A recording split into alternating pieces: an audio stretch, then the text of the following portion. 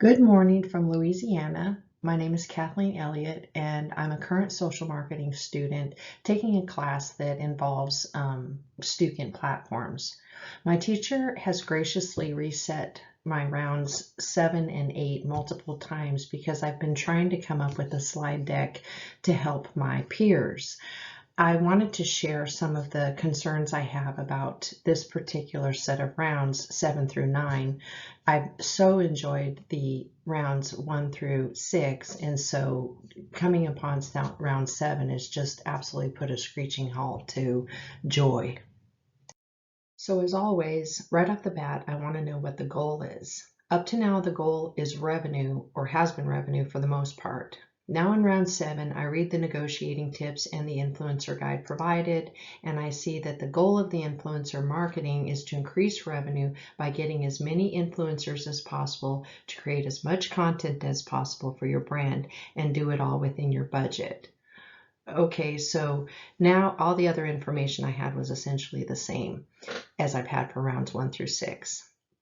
Rounds 1 through 6 teach you that you need 7 to 12 posts per week, and that Facebook, Instagram, YouTube, and some Pinterest are the most lucrative. At least they were for me. I tried a couple of Twitter with no success, and maybe real life bias kept me completely away from LinkedIn. But now I have 15 influencers, 6 strategies, and only $5,000 to make it all happen. Essentially, it takes you 30 seconds to go through all of that and run the simulation to find out that you haven't made a dent. Just because a peer may look at this slide deck, I'm showing what I'm talking about here, where to find the influencer guide and the negotiating tips. So this is my influencer guide. I don't know where the mid-level influencers are, but I'm rolling with it. I pull just the macro influencers and start to read stuff to find out if there are any clues. It does say it's great for partner marketing with brands. So I'm thinking branded content may be a way because it says that's for influencers to transparently display their partnership. I'm thinking affiliate marketing is a system where brands partner with influencers. So there's a match there. So next is micro-influencers. I can't find words that match strategy, so I'm just left to make inferences. Like it must be authentic if you like a brand you are promoting. So micro-influencers might like to be brand ambassadors as a strategy. I really can't find anything else out of this page, so I move on to look for something else. I'm going back to the negotiating tips and leaving the mini influencers alone because it was the same story there. I just couldn't find anything that was really specific.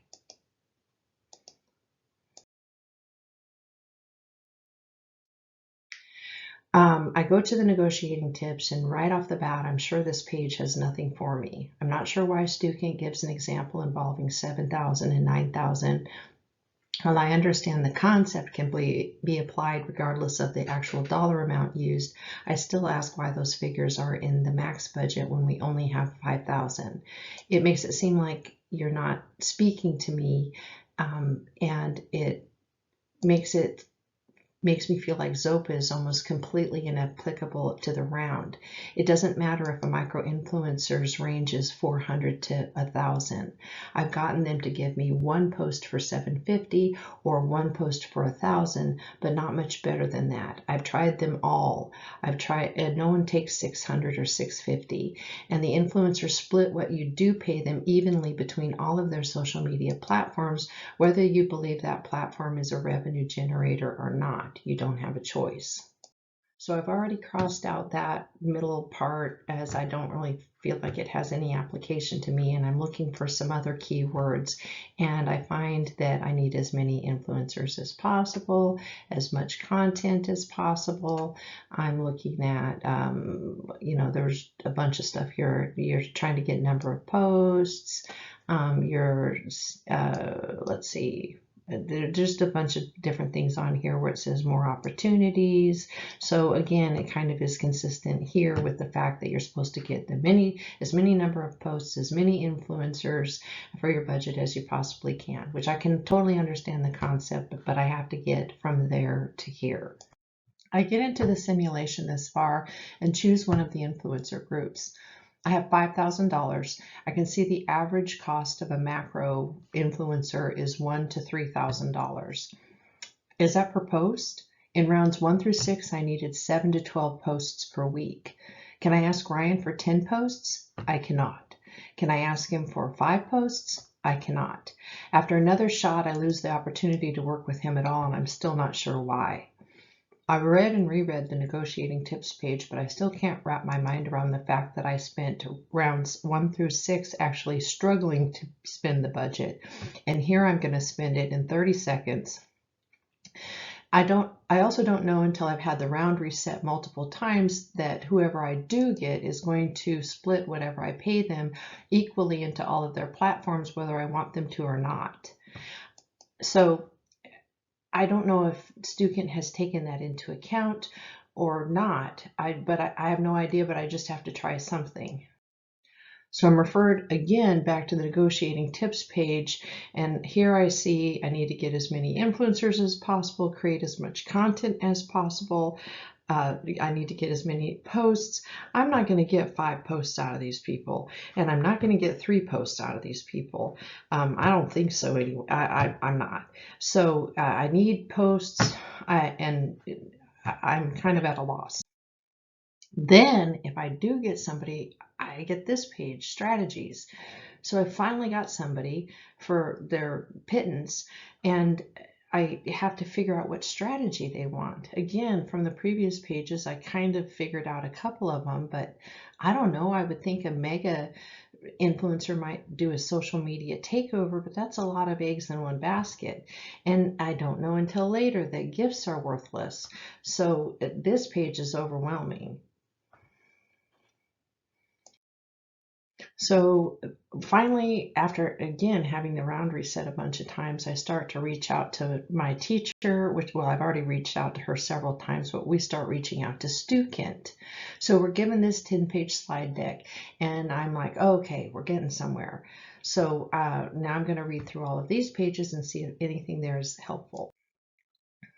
This page to me is relatively helpful. I asked and I was told that even though the words over here don't really match line by line, it's still that these people prefer giveaways, these people prefer social media takeover, these people like affiliate marketing, etc. And this is where I learned also that gifts are not really worth the time. So because I'm just focusing on the mini influencers, I'm looking at this page again and I'm going to see which mini influencers are here, because I know not all influencers are here and what strategies they match up with.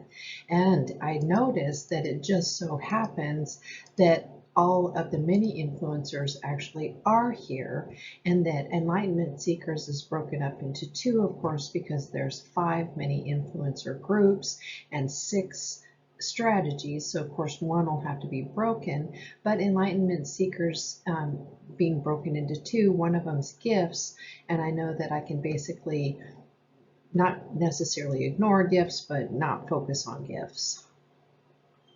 Please follow my line of thinking, because I think I'm gaining ground on a strategy.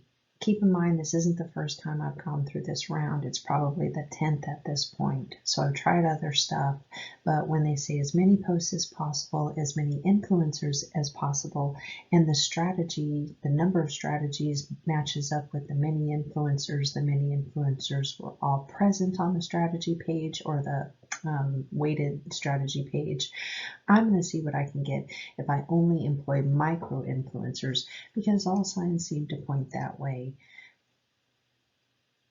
So now that I've decided that I'm really going to focus on micro influencers, I'm just going to take a look at their platforms. I see that Enlightenment Seekers have Instagram, which I like. YouTube I like too. Foodies have Instagram, I like it, and they're on Pinterest for no earthly explanation. Jokers have Facebook and Instagram, so I love that.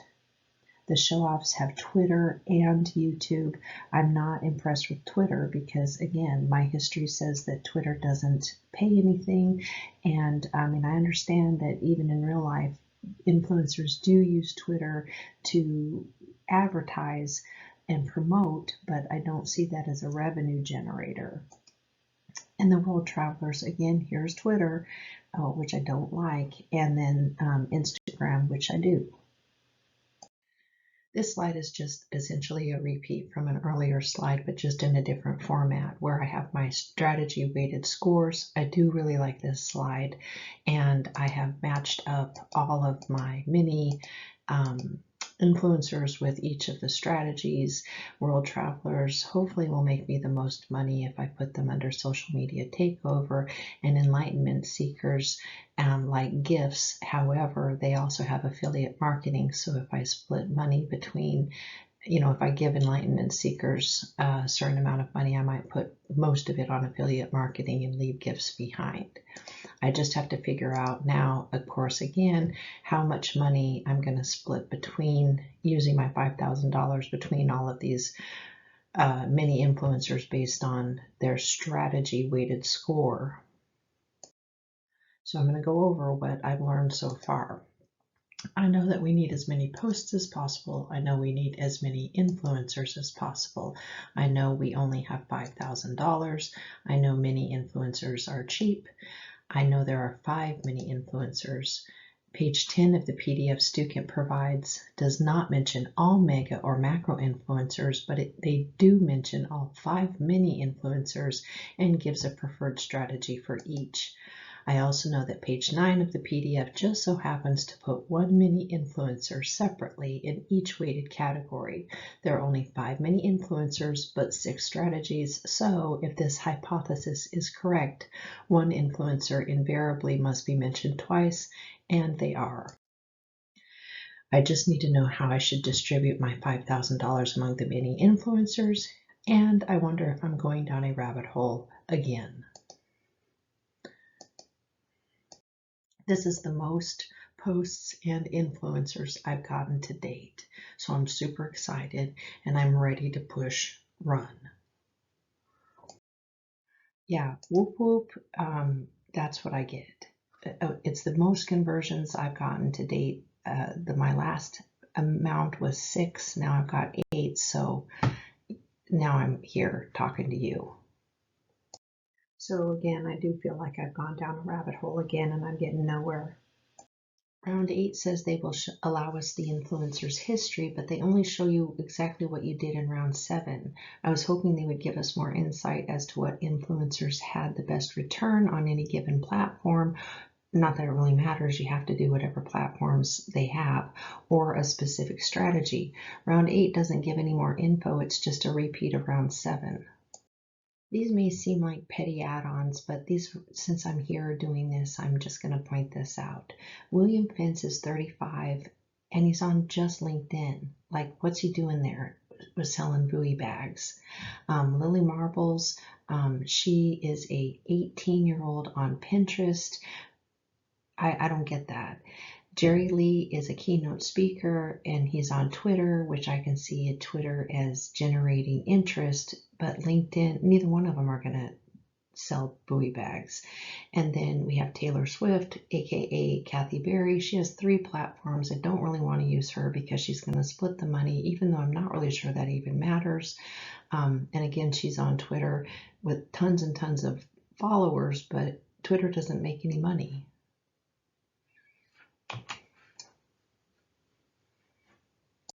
I took the time to look at what was being taught in the simulation versus what was in the text as far as the gender breakdown and the age breakdown. So Facebook, here we have, it's pretty consistent. I'm not going to argue about that. The age is 25 to 34, and we have 4 of the 15 influencers on Facebook. I like Facebook. It pays the bills, so I don't know why only 4 of the influencers are on it. Instagram, here we're told that there's 58% female in the simulation, but in the text it says there's only 43% and then 31%, which doesn't even add up to 100%, so I'm not really sure about that. And Instagram is a really young population, and we know that's true. There's 9 out of 15 people on it. I think comparing the ages to the actual influencers on there is a little questionable. Here we have basically a 50-50 split on YouTube, and there's 6 of the 15 influencers on YouTube. Here we have Pinterest. Who's on Pinterest? It doesn't really say the age, but you and I both know that it's moms. So again, there's one mom influencer on Pinterest in the influencers, but there's also, I think it's, Alexis that's on, a very young person. It doesn't, the surfer, it doesn't even make any sense. Here we have, Twitter is 50-50 in the simulation. It's not really that in the text, and there's 5 out of 15 people on it. I do realize that Twitter is starting to sell more stuff, but that it did not sell anything in rounds 1 through 6. And generally speaking, I'm not looking at it as a money maker. I am definitely not looking at LinkedIn to make money. Luckily, there's only 2 out of 15 people on it, but one of them's a mega influencer that's all he has. And it's we know that 25 to 34-year-olds aren't in the text is what it says is on it, but you and I both know that it's job recruiters. They're not buying buoy bags. So I don't even know why we're bothering with that, other than it is a platform that may need to be addressed. Thanks for hanging in with me this far and watching this. Please let me know what your feedback is, or if you have any tips or points for me. Also, keep in mind that through my repetitions of these rounds, I have had occasions where I've had 1.2 million likes, but I still have only had max 6 conversions until this last time when I just used many influencers, where I had just 8. And also, if you want to back up and look at that particular slide where my results are, you can see that my peers also only have 6, 7, and 8 conversions. So if you can help us out, we'd appreciate it. Thanks.